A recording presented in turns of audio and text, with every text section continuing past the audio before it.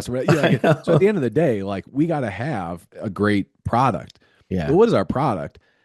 One of the things I'm like worried about at times is that in parishes we see our product still in like a consumerist model where we're like we have operated in this consumerist identity where people just come to receive something from the parish. They're not very engaged in parish life.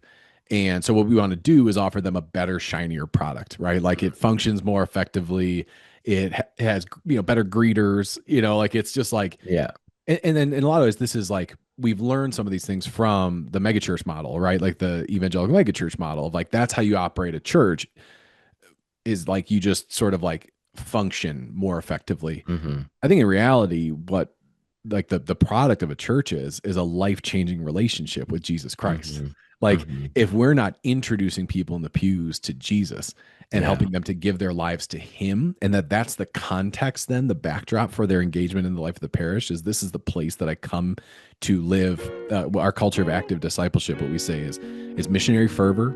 It's a culture of daily conversion and a culture of transformational community, right? If we're not helping people to live mission, community, and daily conversion more effectively, then that's not really a culture of discipleship that we're inculcating in the pews. Hey everyone, welcome back to another episode of Catholics Living Discipleship. I'm your host, Darren Nelson. In today's episode, I'm honored to speak with Tim Glemkowski, who is the current executive director of Amazing Parish. You may know Tim from his book that he wrote, Made for Mission, or from the learning platform Revive Parishes. And that is a great learning platform if you haven't used it yet at your parish, and you can find that link below. He's also did recent work with the Eucharistic Congress. You may know him from there, where he was the chief executive officer. He helped with planning and implementing our recent Eucharistic Congress. I always find Tim to be a great evangelist. He loves helping people come to know the Lord and grow in their journey of discipleship, but he's also a great Catholic visionary leader. Our conversation starts by the two of us just sharing our passion for helping out pastors and leaders in parish renewal and fostering discipleship, and then it shifts into talking about the way in which Amazing Parish can help and guide pastors and leaders in parish renewal. So stick around, because I am sure that by the end of our conversation, you will have a new perspective on parish renewal. Because I know it's at times it can be discouraging, but we bring a lot of hope into this conversation as well. So, and be sure to check out the show notes below, because links to anything that we mention will be there as well. So let's jump into our conversation with Tim Glemkowski, Executive Director from Amazing Parish. Yeah, exactly. That's why, that's why people like podcasts. You're sitting in a living room to two people having a conversation. Yeah. It's not radio where you're like, it's super produced, and radio, they have a certain way of talking, and, or news, they have a certain way of talking. That's why people trust, podcasts. Like inherently you're like, oh, because this is, when you go on a news broadcast and you're like, like it's very stilted, right? And that's what's changing about, and people want that to a degree. I have basically the media consumption habits of like an Irish grandmother, where I'm like, I listen to the EWTN rosary from Lourdes, or I'm just like, because that's just kind of where I'm at. Like I've just kind of, but I do think that's why this medium is so effective. Yeah. And what you just said is it's one of the things that I try to cultivate out of people is what you just said. Hey, this is who I am, and this is how I feed myself in my faith journey. I listen to EWTN and I do the rosary, like my wife does that. She listens, on her way, she works at a Catholic school. On her way every morning, she listens to St. Patrick's Mass in New York City on, I forget what station, and she listens to the homily. And now she's doing exactly what you're doing. She listens to the rosary. We all have this way to feed ourselves. There's no perfect way, but there are good ways. And to have people talk about that. I mean, right now I'm getting goosebumps, and here's why, Tim. Because in the pews, those people who are sitting there who we think are distant, they are at some level, but they're hungry. And they just need to be accompanied in a way that's going to help them, where you say to them, hey, you're where you are. I want to walk with you so that we can grow in our faith together. I might be listening to EWTN, but what do you need to just help feed you where you are right now? Yeah, like a good analogy is almost like fitness, right? There's all these fitness influencers who are on, Instagram talking about, every organ and what it does and, what you should be taking, in your diet and in supplements to make sure that like your spleen is functioning effectively Yeah. for, this, or, really in depth, analyzing my wife was laughing the other day because I busted my knee skiing like 3 years ago. So I haven't been able to run. So we got like a bike for the, and I was saying to her, like, all these people, all these influencers are saying cardio is like effectively worthless, and men should just Uh-huh. be focused on building muscle. And I'm like, but I feel like I need my heart and my, like Yeah. cardiovascular health, like as like a Yeah. 36-year-old man, like I want that to function effectively, but I can't tell, like, am I accidentally upping my cortisol levels by doing this or something like that? And she was just like, that's so silly. Like, what most people, what they need to know is like, you need to move every day and you need to eat healthy, right? Yeah. Like it's Yeah. very simple. Yeah. And what that can look like is very different, but then we get really, so by analogy, right? People like us who are professional Catholics talking about evangelization, we parse everything. And it's like, well, no, this is really what evangelization looks like. And it's not going to work if it's not like this. And then you hear this plethora of stories that are just like Lighthouse Catholic Media or the Bible in a Year podcast, or like these things are just working for people to actually, encounter evangelization effect. Like, at the end of the day, what it is, right, is like the hunger of God for humans breaks into their life, where it's Augustine is the feast day today, right? Like you called and you shouted, you broke through my deafness, and now I've tasted you and I pant for you and I long for your peace, right? Like when that starts happening in people's hearts, that's when they start seeking, is when they've actually become open enough that God can break through. They experience something of him, and then they long for more of him, to understand the truth, to be good, to, Yeah. so it's we are probably in some ways as professional Catholics getting in the way when we Mhm. overcomplicate it, like the fitness influencers who are just like, if it's not this, if it's not a perfect charismatic proclamation with a perfect welcome and a perfect, and we're seeing this swath of conversions that they're calling the silent revival now, because everyone's like, well, we don't know how this happened. It's like, well, yeah, God is moving and people are hungry because the world is broken and messy, and Yeah. they're dissatisfied with the answers that we're finding. So I don't know. I'm like weirdly these days, really, like the thing I'm most dogmatic about is like not being as dogmatic about technique in evangelization, and Mhm. being much more dogmatic about what is God doing and how can I get behind it. Yeah. And really I believe, help key volunteers and leaders at the parish to be awakened to that and not Yeah. have the anxiety about we have to do it this way or we have to get people, I'm sure you hear this a lot. We got to get people back to mass, and that's their anxiety, you know? Well, we do, but I think the first step is we have to awaken in people's lives that God is real and present, and not your first step is drag them back to mass, but how are we going out and being the gospel message in someone's lives so that it awakens them, you Yeah, know? that I tell this story all the time, but it's worth retelling. There was my home diocese when we were starting the Alto Catholic Institute like 10 years ago. Um they did this Catholics Come Home campaign, which is awesome, super effective, right? Mhm. The commercials.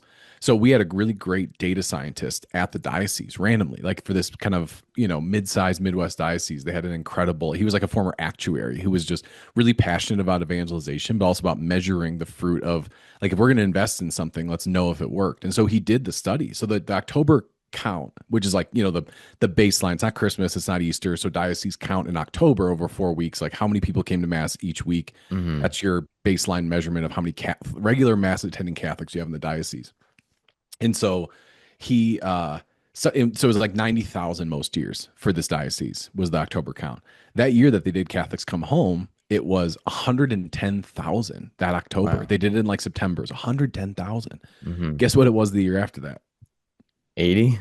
90,000, 90, like it just, yeah. they, like in the front door, out the back, because I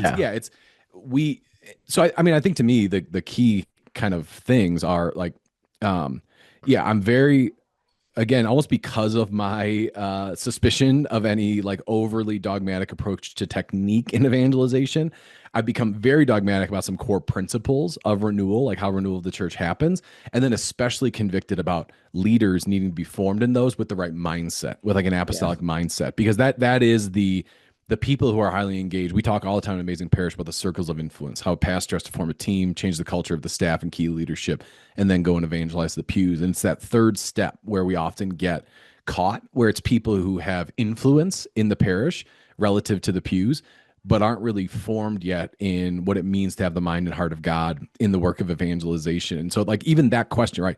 I already know the thing we need to do is get people back to mass. Certainly at some point, right? Like we want people to be in mass. No one's denying that. Yeah. The thing we should be asking is, what is God doing in our parish and what is my part to play in it? Mm-hmm. Full stop. Right. Like, but we don't even have that. It's one of the reasons, like in some ways it's been hard that like the concept of synodality has been, kind of like some people like it, some people don't like it in the church. They don't get it. At its core, what it suggests to the church is a discerning approach to the action of God in our structures, in our institutions, and in our own individual lives. Right. Like if you boil it down to the simplest principle, and that I would hate for that principle to get lost in our conversations, where it's like, that is kind of the thing we've been missing in the work of evangelization. But one of the most revealing moments to me was kind of in getting into this work. I'd worked in a couple of parishes, taught in high school and stuff. And coming out of college, I was so passionate about the renewal of the church and, really a culture of evangelization in the church. And wasn't very aware though of like the different efforts. So in my mind, it was like we hadn't been doing it, right? Like because it's not. But then you look back across history and it's like Renew International has been doing small groups since the 80s. Like we've done all these things over the years that are about moving the church to mission. Like none of this is new or like never been said before. What's missing in my mind in some ways is that I think we have we've missed some of the core elements of what's needed in that renewal, which is more than just like a small group program is not going to save your parish, and a new evangelization event is not going to save your parish, and what is going to, like, God's primary mode of renewal. Look at the biblical sort of like the people of Israel when God wants to bring them back to himself, or you look at the church, like what does he always do? It's through calling leaders to a new and unique, uniquely challenging to its day form of the Christian life that then like brings about, it's always through people, and so that's in some ways, I think we want. People do this too. I do a lot of fundraising in my work, right? People want this in fundraising. They want the silver bullet. Like, just tell me the thing that's going to make it so that I don't actually have to just go ask people to support my work. Like, it's just going to be the perfect technique that means like the hard thing of actually facing rejection, I don't have to do. And it's like, there is no silver bullet anywhere except for people meeting people and inviting them into something, Yeah. Tim, you've done a lot of fantastic work over the years, right? You had your own lay alto, you had your own consultant, then you moved on to many things. You were the chief executive officer for Eucharistic Congress, and now you're working at Amazing Parish, executive director. A lot of great experience. You just mentioned some things with Amazing Parish. What, just so the listeners can hear, like, what's Amazing Parish? I know a lot of people know it, but some people still may need an understanding of what it is. Can you share a little bit about what that is? Yeah, no, it's a good question. It's a good question. We, so to your point, like a lot of my background has been in the renewal of the church. I started my own apostolate, and then during COVID, that all went away. like it was just really, so we were in a place of a lot of discernment about what God was calling to. And I wasn't even sure he was calling me into ministry. And then he invited me to go work for the Archbishop of Denver as his director of strategy to like just help move the archdiocese to mission. And then got very involved with the Eucharistic Revival Project during that time. And then eventually went to work and run that full time. And toward the end of that project, I was pretty tired. And so I told them like, hey, the next, I remember at the beginning of the Congress, someone said to me, there's a reason no one ever runs True World Youth Days. You know that, right? Yeah. Like, and that proved to be true for me. And so I was like, hey, someone else, I must decrease, someone must increase behind me. Yeah. And was approached with Amazing Parish, which had been in a period of time that in a lot of ways I think was almost like the reform of a religious order, where it was like really saying like, what is our charism? Who are we uniquely for the church? And what have we been given to do? So for 12 years, they had done incredible work. Two great sort of driven founders, Pat Lencioni is an organizational health expert, and John Martin, who's a great businessman, oil and gas, and built huge companies. And they had wanted to offer to the church, something that would move the needle, like really just actually help parishes to experience transformation, and had coached 1,100 parishes, had 1,500 pastors at their conferences, 40 bishops from 10 different, had done all this incredible work. But we're at a moment of discernment to say, for the next 50 years, like, who are we to the church, right? Which is very not atypical for, like, if you look at the Franciscans, it's like there's Francis, the founder, and then there's a period after him of sort of saying, like, what is our charism? Like, who are we at our most, kind of pure form? So as they were going through that, they invited me to come lead the organization kind of through that process, right? Of like, how do we actually, so I would say simply put, like what Amazing Parish does is we're a leadership organization that believes in the church exists for mission. And that mission requires renewal right now. The parishes are a critical place for that renewal to happen. Parish renewal requires uniquely a pastor's leadership, and the leadership of a team who's collectively accountable for the results of that entire parish. That team has to be healthy and be passionate about driving a healthy culture in the parish.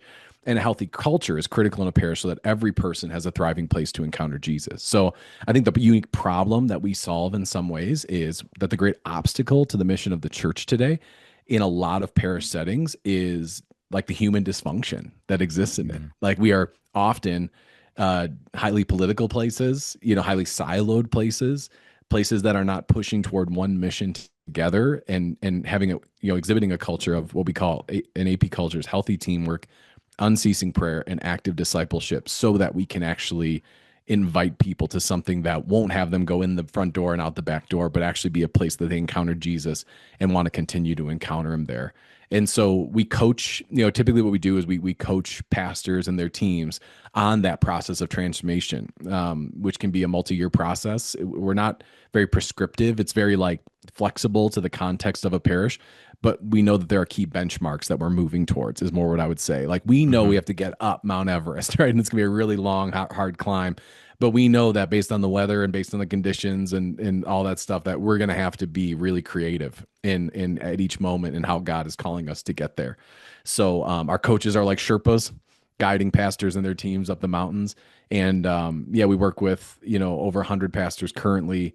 We're adding like a pastor a week right now to our kind of movement, to our community, because it's really more than like just a service. It's we have a very kind of close sense of community in the pastors and their teams that work with us. And so it's a very beautiful, very inspiring mission that I've been honored to be part of for about a year now. Yeah. And, when you visit the website, you can see that there's a lot of great energy and success being told on the website. I mean, of course, that's what you want to do is share those experiences. Yeah, we made the website, so yeah. But Tim, what I find, and I'm not putting all pastors in this bucket, and I'm sure you find this as well when you go out and speak to them about Amazing Parish. I haven't found a pastor who wants to see their parish fail. But we do find pastors who are struggling, not knowing how to not make it fail because they're frustrated, and they're depending on their age, so to speak, they weren't really necessarily given the leadership tools that's needed today in today's culture and today's society to really help shift the parishes to a place where they are really mission focused. And you mentioned leaders. There are key leaders needed that need to be fostered at the parish level to support the mission and understand the mission, right? And be awakened by the mission, not leaders who just want to continue to do what they want to do, but really be awakened. So, what's your experience, Tim, with Amazing Parish and helping to shift that with pastors like that? Like, what do you find? Yeah, I think you nailed it. I think we feel very similarly. Like, I meet very few pastors. That we always talk about the law of thirds. It's Napoleon's law of thirds. Like, he realized he had to mobilize the Grand Armée, right? And he realized that there was always going to be a third of people in the army that were, not that passionate, kind of hard to lead, sort of difficult. There was always going to be a third that were ready to go, excited, ready to get behind kind of his vision, and a middle third that could kind of go either way. And so he realized that the more time he'd spent trying to galvanize the bottom third, that what it would actually do is he wouldn't get them anywhere, and it would take the middle third would learn, like, well, that's who gets the most attention here. All right. So he realized that if he really just focused on that leading third, that the middle third too would say, oh, like, that's the culture here. That's how things get done. And so that's the third that I have to be in.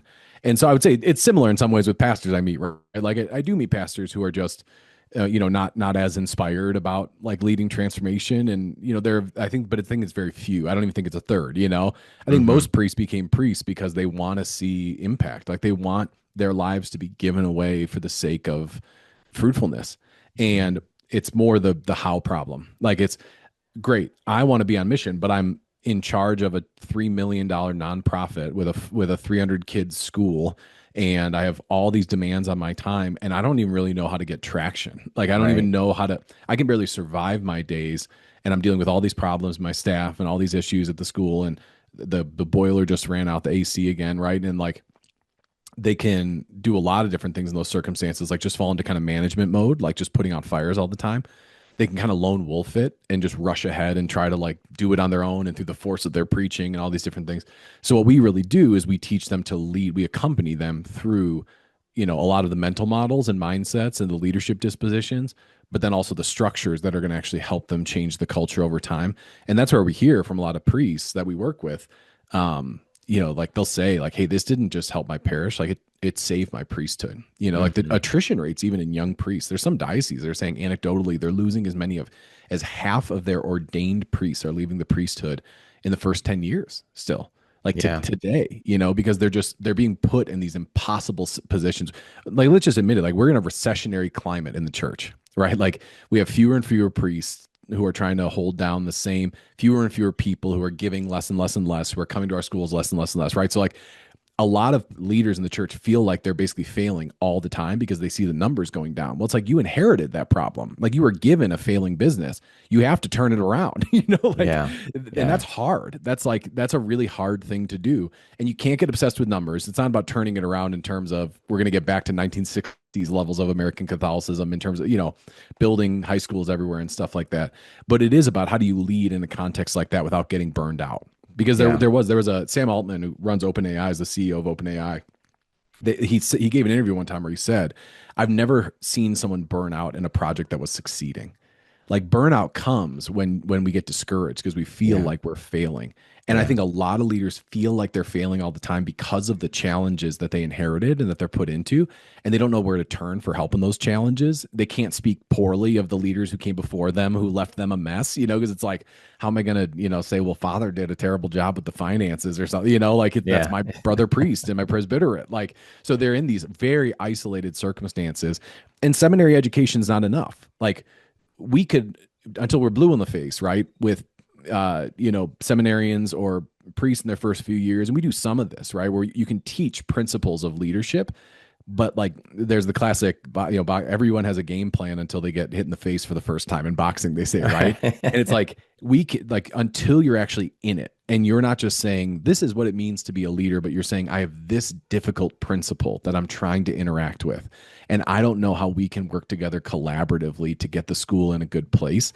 Like that's when the rubber hits the road, and that's where we come in to say like we'll walk with you through that problem, like your actual circumstances, not just give you ideas about leadership that might be helpful. But to your point, it's exactly that of like we put a high premium on the leadership of the pastor. We basically believe a parish can't be renewed without the pastor really driving it. Like that's one of our principles that we're like fairly dogmatic about. You can have good initiatives and good efforts, and we've seen them here, like in Colorado and in different places, like incredible youth ministry programs that bore a ton of fruit, but didn't transform the life of the whole parish because it wasn't really being led by the pastor in terms of culture change.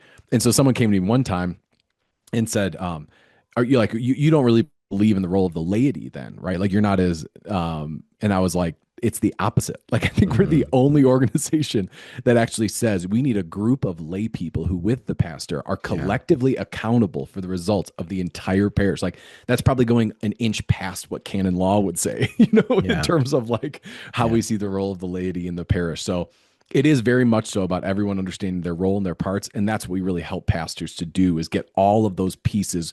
We're like the grease in the wheels, like, or in the, like the machine, like we're the oil that kind of lubricates the whole thing so it actually gets going in the right direction. And so, typically kind of used and beloved by really high capacity pastors that want that. But really, we work kind of up and down the church, small parishes, big parishes, anyone who's hungry for it, we're pretty willing to work with. Yeah. And, you mentioned this a few times in what you were just saying. Team, and let's say an executive team. So there's the pastor and then an executive team that supports him. That team concept is kind of like a new concept for a pastor, to envision in the way in which he's going to run the parish, so to speak, or manage the parish. Is that executive team, is that high level team that's going to help hold him accountable and create vision. However, when the pastor, and I know you can probably speak to this multiple times, what I've seen is when the pastor grabs a hold of that vision and has that executive team, so to speak, around him, one that is holding him accountable, one that is helping him with vision, the pastor becomes a little bit freer to now really pay attention to the sacramental things that he would like, that he can do, and he can do it, how do I say it, with less stress, like really. And one of the pastors I was working with over a year, I helped him develop that team, and I could just see the change. I could see the change in him. I could see the change in the leadership.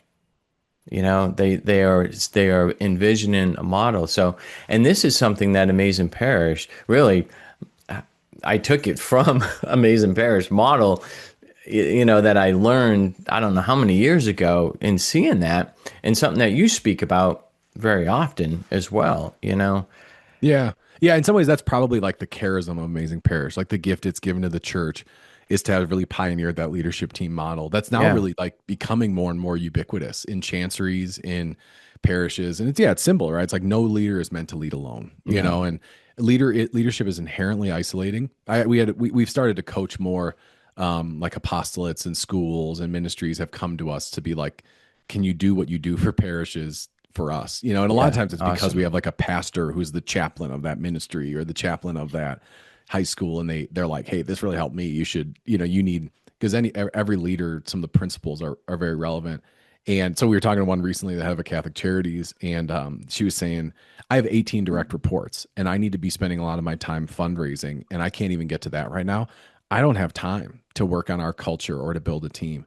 And I said to her, like, you don't have time not to, like that. I think what pastors find with Amazing Parish is it really gives them their priesthood back.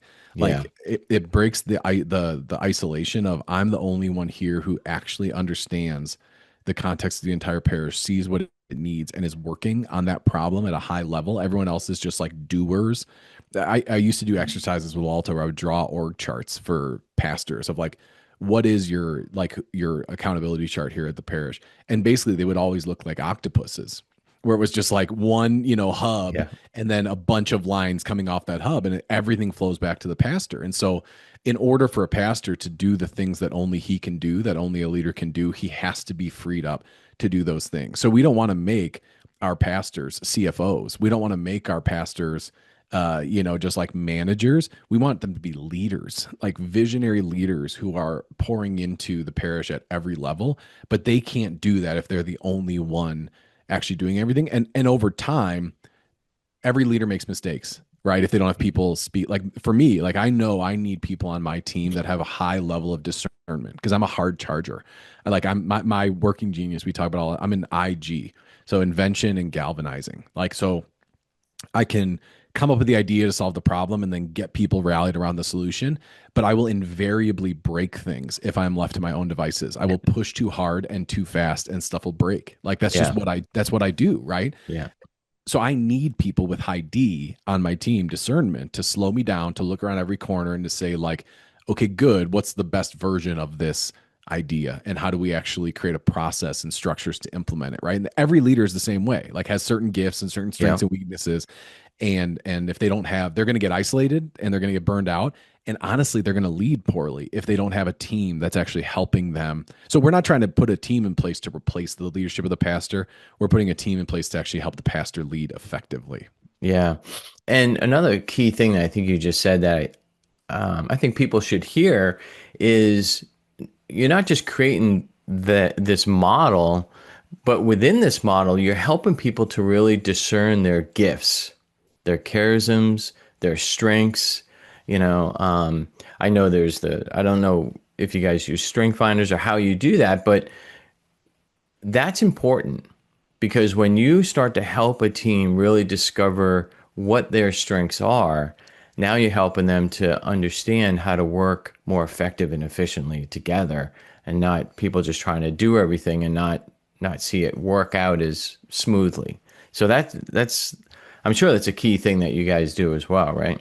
Yeah. So we use our founder, Pat, came up with the working genius, which is we like to use it because it's very simple and very actionable. Like you can use it in everyday life. Some of the problem with some of the strengths tools is like they're very complex, expensive to use, and you need like consultants to implement them. Working Genius is very like we use it every day, our Working Geniuses. And so basically the idea is every project, right? Every task in some way needs like 6 activities. It needs wonder, which is like that sort of get up off your seat, like, is there a better way to do this type gift? You kind of question things. Invention is creating a solution to the problem, right? Like I can just see, some people can just see clearly, like this is the way forward. Discernment is like picking the best way, the best path to actually execute on it. Galvanizing is getting people excited about actually going down that path. Enablement is supporting all of the people as they want to go down that path. And then tenacity is like the strength to actually like get the project done into the finest detail. So everyone has 2 strengths, like their highest, and then everyone has 2 weaknesses, which are their lowest. So the goal is mostly to like lean into your strengths. Like as much as possible, you should be involved in projects when they are at the stage that's actually using your strengths, and then or your geniuses, and then to understand your weaknesses enough to know when you need to backfill for those. And so my weaknesses are, is it ET? Like toward the end of projects is where I just like whenever we're working with a team and we have to start like wordsmithing, something where it's like our values. Like I'm there for the first 50% of that conversation, and then I just shut down when we actually have to be like, what's the best way to say this? Like that 2-hour process of actually getting the words in the perfect place. I just lose all interest and all effectiveness, because my T is so low. So that's so what we do a lot is we'll have meetings and we'll actually set the working genius of that meeting, because people who are like very high tenacity will be driven crazy by the W conversations of like, I wonder if we could do it this way. And they're like, can we just get something done? But in those meetings, people will often resent each other. If their genius is a W and they want a W, and then there's someone who's a T and they want a T, what they'll do instead is they'll make it very personal. That person, all they ever do is just like they never have solutions. They never want to get anything done. They just want to sit around and wonder about, is there a better way to do this? And the wonder person will be like, that person doesn't really want to think deeply about the problem. They just want to like do something, and they're not philosophical enough, sophisticated enough in their approach or something, right? So it helps people. It helps to break down those things to say, this is where we're at in the project. These are the geniuses we need around the table, and to kind of level set for the, if it's a WI meeting, and we have WI meetings all the time. We have a WI chat in our like G chat where it's like literally like just put all your WI ideas, like stuff we could do in 2 years, right? Because I just to kind of hold space for those things. But it helps everyone. Like if I'm a T showing up to that meeting, then I know that's where, like, that's the elevation, the altitude we're going to live at. And so I know to not get frustrated if we walked away from that meeting without quote unquote getting anything done. Does that make sense? Yeah. Yeah. And you know what I love that that we're hearing, Tim, is and I think a lot of pastors or leaders struggle with this, is I can't get the people around the table to have these deep conversations that's going to help with the vision and help be more creative. I just can't do that. Well, yes, you can. It's just a matter of being guided, coached, trained, and this is what you guys are offering. Because that I think is one of the challenges that a lot of pastors or leaders feel, right? They just don't know how to have this conversation, but this is what you guys are offering. Yeah, like I saw this at the Archdiocese of Denver when I got there, right? So I was introduced, I was 31 at the time. I'd just been unemployed for 6 months. We had just had our third kid, and Isn't that a great feeling? the best. You gotta love it. And I've been in that situation with 2 kids in a brand new house, and all of a sudden I found myself looking for a job. It's like, oh, okay. Yeah. And my wife, this was 2020, and my wife is a nurse, and some of the earliest cases of COVID were up in the mountains here, like in Vail, because it was all the people coming in and out for ski season, like high spring ski season. And my wife, it was like late February, they weren't even masking yet, and an Australian came down from the mountains with like this respiratory illness that they didn't really understand. So she's pregnant at the time, 6 months pregnant with our third, and she takes care of this patient and gets like that OG COVID, right? That was just like wiped, like really. So she was like running 104 fever. So we're in this crazy chaotic time in our life. So I start this job with the Archdiocese of Denver, and the first meeting, basically, I was introduced like right after I was hired, and Archbishop says, we're moving the Archdiocese of Denver to mission. We're leaving the past behind. Like, we don't know what the future looks like, but I've hired someone to help us figure that out. And he sort of like trots me out on stage. You know what I mean? 31. And these priests are looking at me like, we hate you. And so the first few months, like, there were some early projects that we wanted to tackle. And a lot of it was about like putting out strategic fires. Like, we have a problem in this area in the diocese. We have a problem in this area in the diocese. And we were trying to form a leadership team, but we were kind of doing it on our own. So we had the strategic leadership team, and there was, too many people on it and too many different, like not the right. So it just wasn't going very well for the first few months. Right. And then we worked with a coach to basically walk us through the process that we do with Amazing Parish with leadership teams, where it's like they worked really deeply with Archbishop and me to help form like the right leadership team, help us to become healthy, help us to create clarity, communicate that clarity, hold people accountable to that clarity, to change the culture of the pastoral center, to work with the presbyterate in a unique way, which is that phase 3 kind of leaders, step. And then to kind of say, like, how are we going to move the Archdiocese to mission? And it was amazing then, the traction of that. But one of the gifts of it, candidly, was these were all things that Archbishop and I had wanted to do from the beginning, from when I had started. But we actually just had, and in some ways it was almost like hard for me, but it's like, there's that classic phrase, there's like, an expert is anyone who lives more than 50 miles away.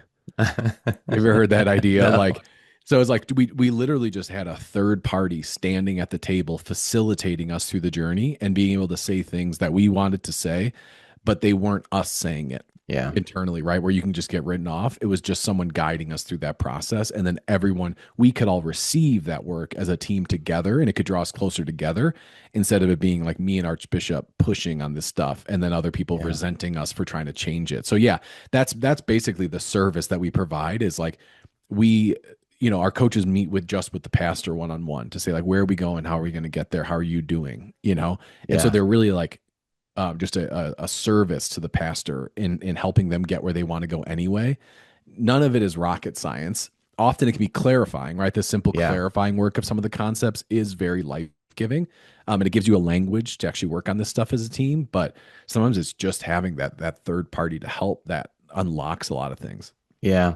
Yeah. And that's, I think, a benefit of a really good coach is coaches, my experience is coaches aren't there to provide the answers. They're there to help you to discover the answers that lie in front of you, that you just can't see. They're there to help you discover that, and teach you how to do that. That's what a really good coach is. I know one of your phases at Amazing Parish is talking about one of the phases, pews. We can always talk about, hey, let's develop a good team with the internal stuff, but people must be thinking or maybe thinking, okay, but how does this translate into making our parish a little bit more vibrant? Like what's some of the things that you would at that phase pews that you can talk about a little bit? Yeah. So when we talk, we basically coach in like two different speeds. So we coach at one, we call it intensive coaching when we're helping you to do the initial rocket launch of building a culture. It's like 12 to 18 months of pastor, team, staff and key leadership. And that's about building a healthy culture in a parish. Your organization has to be healthy, or it's not going to, like, your fruitfulness will be diminished over time. The biggest stumbling block is always going to be you're checking back against the dysfunction that you didn't address when you're trying to actually like go do something different. But at the end of the day, like, a healthy culture in your parish office is not a transformed parish. Like, Right. it's like Chick-fil-A. It wouldn't be like, Chick-fil-A is one of the great examples, I think, of like a really healthy corporate culture. But it's like nobody cares if Chick-fil-A's like corporate meetings are unbelievable, Right. and if they train their staff really effectively, if the chicken sandwich is garbage. You know what I mean? Right. Like, yeah. no one's popping up Chick-fil-A's if the waffle fries Right. aren't great. And so, gosh, like, they always have so many long lines, don't they? Whenever you go up there, it's like, exactly. And if they man. can't get people through those lines faster, I know. so at the end of the day, like, we got to have a great product. Yeah. But what is our product? One of the things I'm like worried about at times is that in parishes, we see our product still in like a consumerist model where we're like, we have operated in this consumerist identity where people just come to receive something from the parish. They're not very engaged in parish life. And so what we want to do is offer them a better, shinier product, right? Like, it functions more effectively. It has, better greeters, like, it's just like, Yeah. and then in a lot of ways, this is like, we've learned some of these things from the megachurch model, right? Like the evangelical megachurch model of like, that's how you operate a church, is like, you just sort of like function more effectively. Mm-hmm. I think in reality, what like the product of a church is a life-changing relationship with Jesus Christ. Mm-hmm. Like, Mm-hmm. if we're not introducing people in the pews to Jesus and helping them to give their lives to him, and that's the context, then the backdrop for their engagement in the life of the parish is, this is the place that I come to live. Our culture of active discipleship, what we say is missionary fervor. It's a culture of daily conversion and a culture of transformational community, right? If we're not helping people to live mission, community, and daily conversion more effectively, then that's not really a culture of discipleship that we're inculcating in the pews. So what we do, again, we're like a leadership organization, right? Like, we're not going to be the experts who come in and say, like, you need to create a multiplying process of missionary discipleship, and here's how you'll do it over the next year. We work with the pastor and his leadership team and some other key leaders through a 3-year strategic visioning plan around mission to say, that's the North Star, is that this is a culture of active discipleship in the pews, mission, community, and encounter with Jesus. How do we get there over the next 3 years? And what are going to be the key, again, everything for us is like mountain climbing. Like, what are going to be the key like summits along that way where we'll know we've reached some of those places? And then candidly, like, how are we going to measure against it that we're actually creating traction in that way? So, and then it's just about, running that plan and helping the leadership be accountable to that plan. So some pastors at that point, once they have that plan, they're like, we're good. Like, we have a healthy team. We can go now. If you could just check in with our team a couple times this year to like make sure we're on track, we got it from here. We've also had some, like, we just had a pastor in California sign on for his 7th year of coaching, so it's like, some people are like, no, we want help every step of the way. Yeah. And that's probably honestly one of our most high capacity pastors. I think he just recognizes that it's very helpful to have that guide consistently with the team, because every teams tend toward entropy. Like, dysfunction is the norm. We have to fight for health because of original sin, you know? Yeah. So like in some ways, if you're not pushing toward health, you are slipping back into old habits. We see it in our team with Amazing Parish all the time of like, if I'm not pushing on the culture of our team and getting that time for offsites and like working on our team dynamic, we sort of check down to just being like, you know, I'm working in this area, you're working in this area, and we meet together once a week to talk about how those areas are going, which is not, that's not a team. Yeah. Yeah. So a lot of great stuff, Tim, with Amazing Parish, what you're doing. And what would be some words of encouragement for someone who's hung out with us as long as we've been hanging out here? What would be some words of encouragement for that listener who's, hey, he's been intrigued by this and is looking for what we've been talking about? What would be some of your words? Yeah, I think what I would start with is like, Jesus says, you didn't choose me, I chose you, right? Like you're not where you're at right now by accident. God has a plan for where you're at right now. You didn't make a mistake. You're not like in the wrong spot where you have to make a change in order to find God's will. God's will is where you're at right now. And he has given to the church and to you everything that you need to bear fruit in your context today. But, right, like human formation is relevant to that enterprise. Like we are not, any of us, at the point we are at today in our own personal development where we can just do all those things naturally by our own giftedness. Like we need to seek out the help and guidance and advice, and like leadership is not a corporate idea. Like this isn't a business principle. It's about like, how do I fulfill fruitfully my vocation in the midst of all the challenges that I have in front of me today. Right. And that's true for like fatherhood, and that's true for, you know, leading organizations, and that's true for leading a parish. And so, yeah, if it's priests or parish leaders, I would encourage them, like, that's what we do, right? Like if you're open to it, and if you're hungry, and if you desire it, like this works. It works like every time for, like for hungry leaders. And so we have a 99% client retention rate for a reason right now, like because it's working, you know? And so what I would say is amazingparish.org just has more information and a lot of ways to get in touch with us to actually talk about that. Because it's not impossible. Like you stepped into a situation that was dysfunctional in ways you didn't expect through things that are no fault of your own. And that situation is within the context of a broader secularizing movement in the church and in the world, not in the church, but in the world that the church has to address, that has a lot of unique challenges to it today. Yeah. And there's basically two options: is like get discouraged and leave, or like remember that you didn't choose me, I chose you. Yeah. And you know, such great words of hope, Tim.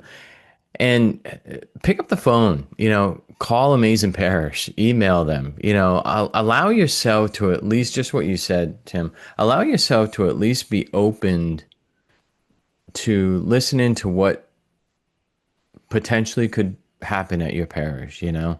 So reach out to Amazing Parish, definitely. You'll find links to them in the show notes below.